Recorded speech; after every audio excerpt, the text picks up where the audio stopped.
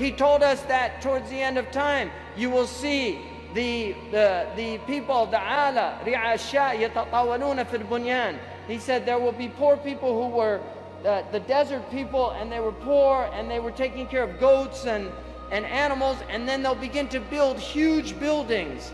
These are signs before your very eyes. We're seeing signs of our Prophet ﷺ. He told us that you will see the buildings of Mecca reach the mountaintops. The buildings of Mecca will reach the mountaintops. And this is happening in our lifetime. When I first went to Mecca, there were no buildings even close to the tops of the mountains of Mecca, and now it's filled with buildings that are beginning to reach the mountaintops. I was on one of the tallest mountains in Mecca, and you can see the clock tower now surpasses the mountains. The Prophet ﷺ said in a hadith, he said, إِذَا رَأَيْتُم مَكَّةَ بُعِجَتْ كَضَائِمًا. If you see Mecca, if you see its mountains with holes pierced through them, this is what it means.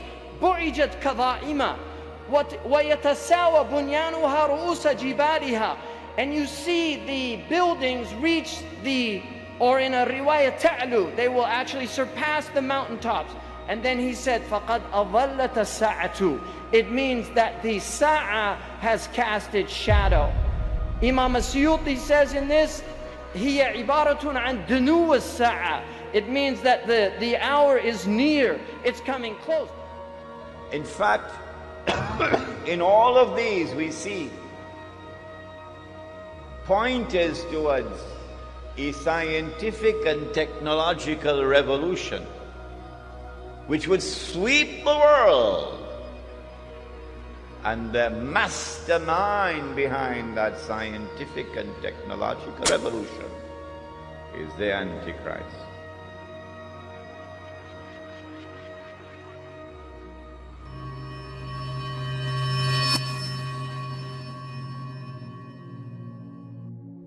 We were sitting in the masjid,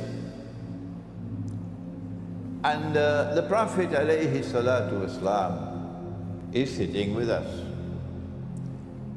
And a man enters the masjid, he's dressed in all white, his hair is all black, but no one knew him. Well, he had to be a traveler, musafir, coming out of the desert, because no one knew him. Medina is small.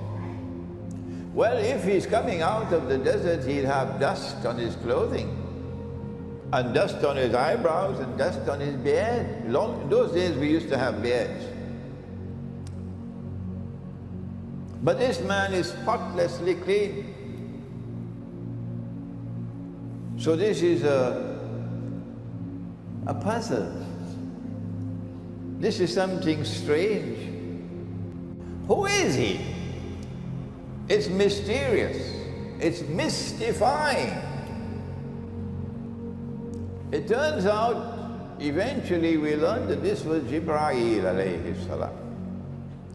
And Allah sent him in human form in front of everybody. It's the first time in history that Jibreel alayhi salam appears in human form in front of a whole gathering. Never before. First time. And he came to ask 5 questions. And they're divided into 2 parts. In the first part, he asked what is Islam and what is Iman and what is Al-Ihsan. But in the second part, he asked, when will the last hour come? And what are the signs of the last hour? In answer to the first question, when will the last hour come? He replied and said, the one who is being questioned has no more knowledge than the one who is questioning. I mean, I know who you are, and I know what you know. And then came the last question. What are the signs of the last day?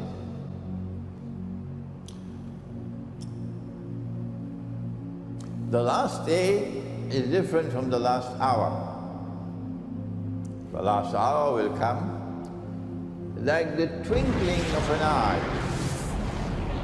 so suddenly, and that's it.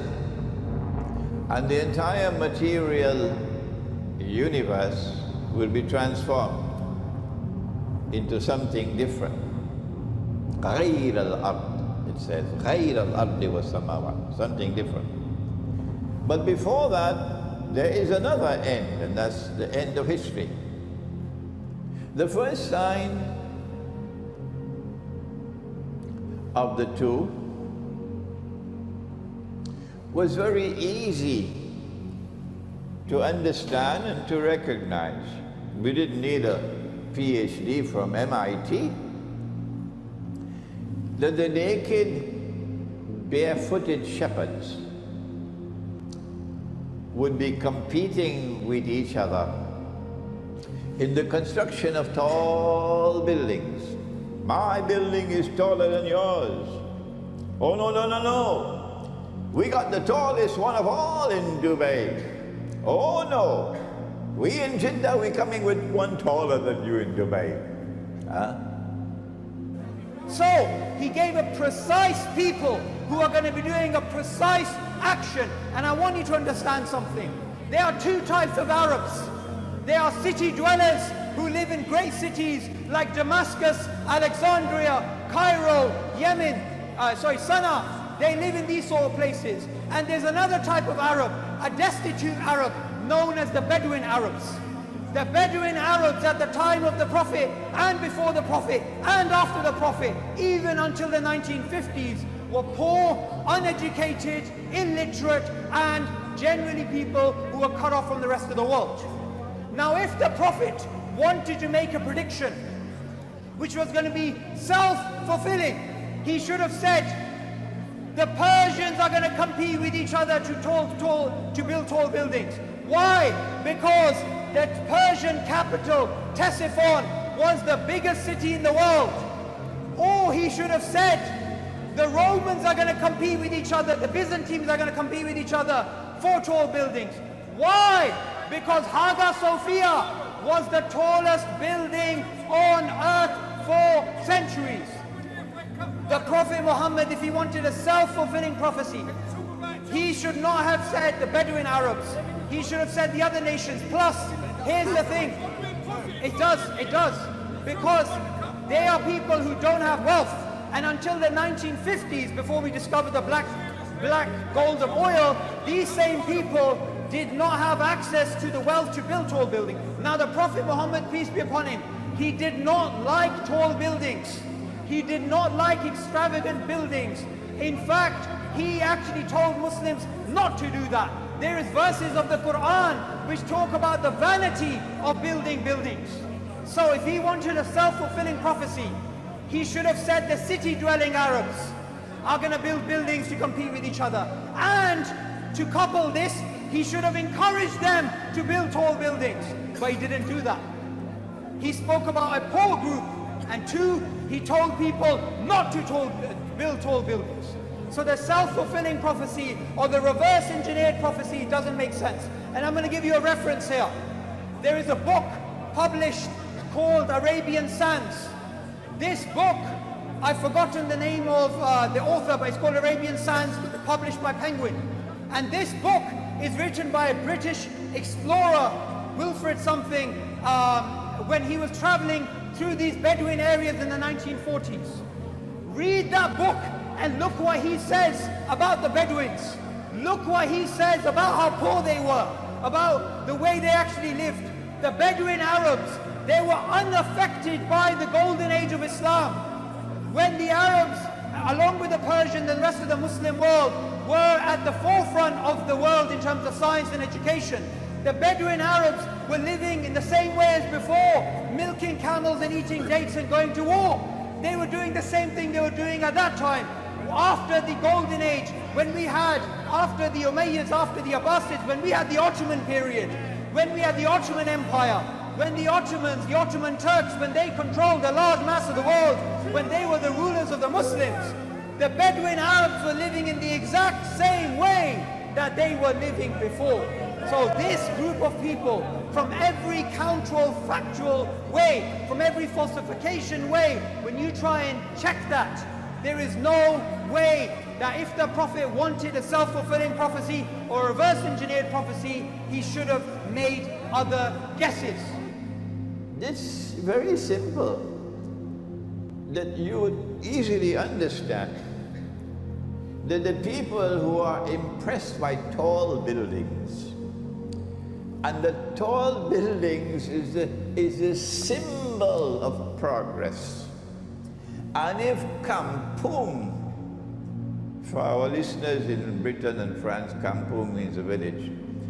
If kampung doesn't have any tall buildings, then kampung is backward. So leave kampung and head for where the tall buildings are. This is the sign of a person whose intellectual acumen is that of a naked, barefooted shepherd. What do you mean? I got my PhD from MIT and you telling me? Yes, that's what we're saying. That you now equate tall buildings with progress. You no longer consider what is in the heart to see, is he a man who speaks the truth? He never tells lies. I want you to recognize that Britain was the leader of the world in the technology which led to all of this. I present all of this information to you to argue the case that the island in the hadith of Tamim ad-Dari is the island of Britain. And so my answer is that that island of Tamim ad-Dari is Britain.